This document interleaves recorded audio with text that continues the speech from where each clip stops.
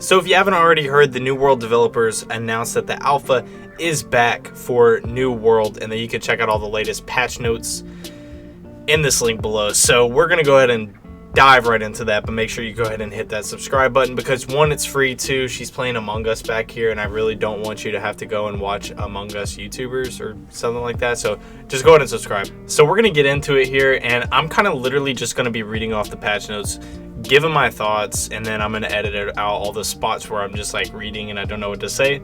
So let's go ahead and get into it. So we got a nice little picture here. It says, "Greeting adventurers equipped with a ton of data and feedback from preview." Okay, grammatical error right there. "We are back in development and heading forward into alpha testing. Like previous alpha test phases, the test will be confidential as we implement changes, experiment with design, blah, blah, blah, blah, blah. If you want a chance to participate in alpha testing, please sign up in our tester sign up page here." And then there's a link. "Please note that the previous participation in Alpha 1 test, density test, and preview event, and the preview event, or your pre-order status does not guarantee the participation in the current alpha test." So basically they're just saying, well, I mean, we don't know if you're going to actually get it, but you can sign up anyways, just so you can make yourself feel better here. Testers will be invited as needed, and the first wave will venture to Aeternum on October 20th. And in the spirit of transparency, that's something new, we are committing to publicly sharing a version of our alpha release notes moving forward. These notes will highlight the newest changes and content coming to New World. This is the first of many updates that will come to the game during alpha. Check them out below. So this is actually pretty cool because, as you know, they've been pretty conservative when it comes to releasing information about this game. Pretty much everything's been under NDA so far, and you know, even the alpha test that we're getting now is also going to be under NDA. I don't know why they would do the preview event. It kind of just feels like marketing to me, but we'll get into that a little bit later, maybe, if I decide I want to talk about it.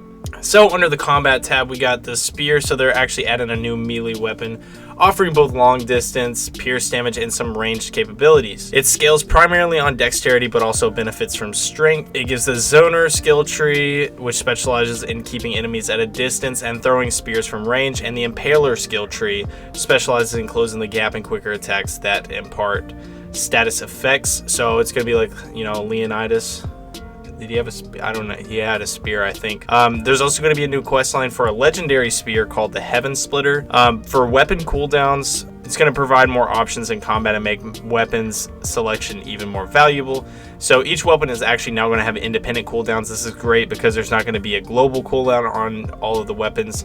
So this means that you can actually use all three abilities on your hatchet, then switch your warhammer and use all three of its abilities. Weapon switching is also sped up and enables you to move more easily and switch between weapons and create combos between them. So that's actually going to be really fun. I'm glad that they're adding that. Whenever I was playing the preview, it was very clunky when it come to weapon switching, and it was almost like I didn't feel like it was viable to switch between different weapons in the middle of, you know, a fight or something like that. But it does look like they're pushing to fix things that the community has been obviously upset about. You can also now dodge roll without stamina after being stuck in multiple consecutive reactions. This just means if you're getting stun looped or something like that, then you're going to be able to roll out of it. Abilities that are interrupted or canceled before the active frames of the attack will no longer be on cooldown. That's actually pretty good. There's also going to be coming with some balance updates, and as you guys know, the hatchet was pretty freaking crazy, pretty much the meta during the preview. So the berserker ability is going to be reduced to 10 seconds, and I'm pretty sure that ability was to where you didn't take any damage or you couldn't die for however long period of time, but I didn't really get very heavy into the hatchet while I was playing. Berserking endurance reduced to 2 seconds, so they're nerfing the hell out of that. Cold of the week changed to heavy attack. Rejuvenating kills reduced to 5%. Relentless fury reduced to 5%. Reduced homing on second and third light attacks. That's a lot of jargon that I'm not very sure about, so if you have some insight to that, just put it down in the comments below. The life staff, which is like the restoration healer thing, decreased speed of light distance by 50% and increased cooldown to 25 seconds. So got a bit of a nerf there as well. Fixed healing abilities not providing any mastery experience. That's nice. Backstab adjustments. Any melee attack that hits an enemy's back now gets backstab damage bonus. All melee weapons currently have a 1.3 times backstab damage bonus. This will be turned per weapon in the future, so that's going to be changing whenever they move forward in the process here. And backstabs are no longer going to cause knockdowns. That's a pretty big change right there as well. And for the world XP, the housing is now going to display the following: decoration score, kind of similar to how BDO does it. The number of items you have placed in your house, also kind of similar how BDO does it. And a maximum count on the decoration UI. And then we're going to get into the AI. There's actually going to be a new threat system, so this is pretty cool. Adjustments to make enemy targets more understandable and controllable. It introduced a new threat system where a single threat value is calculated per player. Higher threat greatly increases the chance to be selected as the enemy's target. So that's pretty nice right there. You're going to have a little bit of variety in the combat there. Created logic for how threat is calculated. Currently, damage and threat perks are the main determinator, but expect specific attacks to add such a remove threat in the future. So I'm sure this is going to have something to do with tanking. And then it goes on to say healing does not yet affect threat generation. This will change for life staff users soon. So watch out, healers. So, and as for the economy and progression, there's going to be some progression changes, reducing the speed of leveling and increasing the relative value of questing XP. Reduce the XP players get. So they reduce the XP that players get from the corrupted breaches, from killing of creatures, and reduce the weapon mastery XP required to level up weapons by 25% to compensate for the lower XP from killing creatures. And it also reduced some delivery missions XP and rewards as well. Some attribute changes where they increase the attribute pool to add a meaningful amount to gear and introduce diminishing returns to increase build variety. So they increased the amount of attribute points that you get from leveling. They added attribute points to gear. They also adjusted focus attribute. They also adjusted the focus attribute to the primary scaler for the life staff. It no longer affects cooldown rate. So they're going to say that their long-term goal is actually to have focus to be the attribute for healers or other support characters, while intelligence becomes the attribute for damage dealers like mages and stuff like that. Gems also no longer give attributes, but instead provide elemental damage for weapons and family banes for armor, and their diminishing returns were added to all attributes. So the attribute part, I'm not really sure about that because, like I said, I didn't get too deep into that preview. I'm also not too deep into the game because, you know, you guys don't seem to want to watch it. So gear and rewards, the gear changes, adjusted level requirements, and rarity mapping for gear in preparation for strong in-game gear chase. Okay, so this is pretty interesting.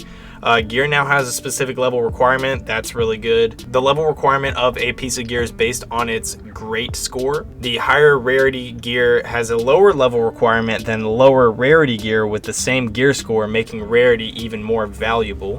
Rarity mapping also changes so that the legendary gear can now be crafted and dropped from the world. So that's pretty nice there. That's going to give you a reason to grind a little bit and a little bit of a reason to life skill there. So the gear perks, there's also going to be 16 new perks added to the game. 9 perks that will reduce the weight of specific classes of items. For example, Gordman's Burden will reduce weight of raw and cooked food. So that's pretty cool. And then additionally 7 perks that will affect threat generation. So that's also cool as well. And then they just go on to say that there's going to be a lot more changes. Pretty much the standardized thing that's going to end up at the end of a letter for an upcoming MMO.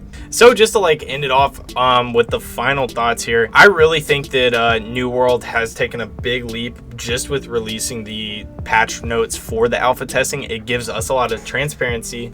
It also shows that they are addressing some of the community's wants and needs, like especially that global cooldown thing. Like that was the most annoying thing in the whole entire game for me, because I really like it whenever combat seems very fluid. Like for instance, BDO has extremely fluid combat.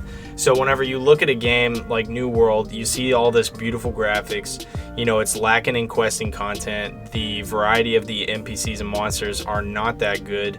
I mean, it has a beautiful environment, and the scope of the game is pretty nice. The PvP, it's all there. The crafting is there as well.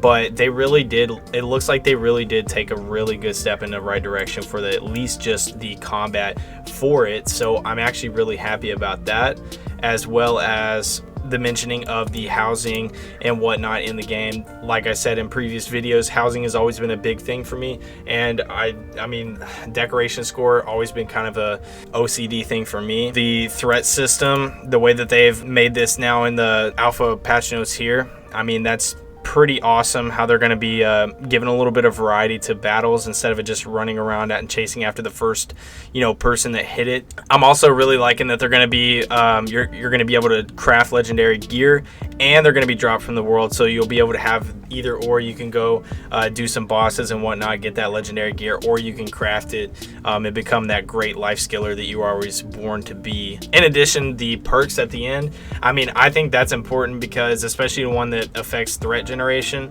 if you have different perks, it just gives it that much more variety when it comes to the different group compositions and different perk compositions that you can have within the game. And I think that that's pertinent to a comprehensive battle and combat system whenever it comes to a MMORPG. And I think that they're really taking a step into the right direction here. I would like to test alpha. Unfortunately, of course, I won't be able to talk about it. I won't be able to video it or whatnot. But yeah, it would definitely be a great experience if I was able to. Let me know in the comments, guys, if you want me to break my NDA and just like do a video live stream or whatever. But yeah, I hope you guys did enjoy this video. If you want me to talk more about New World, just let me know in the comment section. Make sure you leave a like and drop a subscription if you've been here for this fucking long. I earned it at this point. Okay, so I will see you guys in the next video. Peace.